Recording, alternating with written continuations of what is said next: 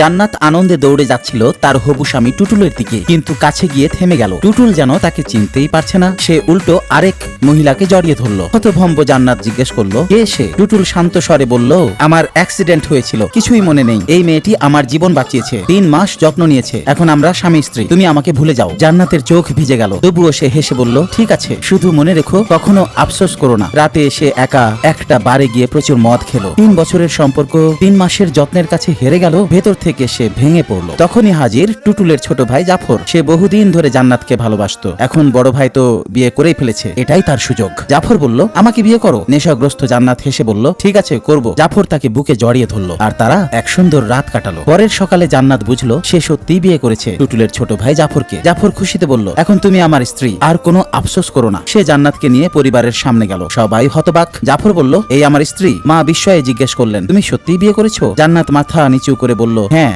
নিজের ইচ্ছা মতো। টুটুল রাগে ফেটে পড়লো। সে সহ্য করতে পারছিল না তার প্রাক্তন প্রেমিকা এখন তার ছোট ভাইয়ের বউ। জাফর শান্তভাবে বলল, ভাই, তুমি এখন বিবাহিত, আমি কাকে বিয়ে করব সেটা তোমার ব্যাপার নয়। সে জান্নাতের হাত ধরে চলে গেল। বাড়ি ফিরে টুটুল দেখলো টেবিলে তার আর জান্নাতের পুরনো ছবি। স্মৃতিগুলো হঠাৎ ফিরে এলো। সে মনে করলো সে সত্যিই জান্নাতকে ভালোবাসতো, আর এখন জান্নাত তার ছোট ভাই জাফরের স্ত্রী। কখনো কখনো স্মৃতি ফিরে আসে, কিন্তু তখন অনেক দেরি হয়ে যায়। বন্ধুরা, এভাবে নায়ক নায়িকার নামের জায়গায় তোমার নাম শুনতে চাইলে কমেন্টে নাম জানাও।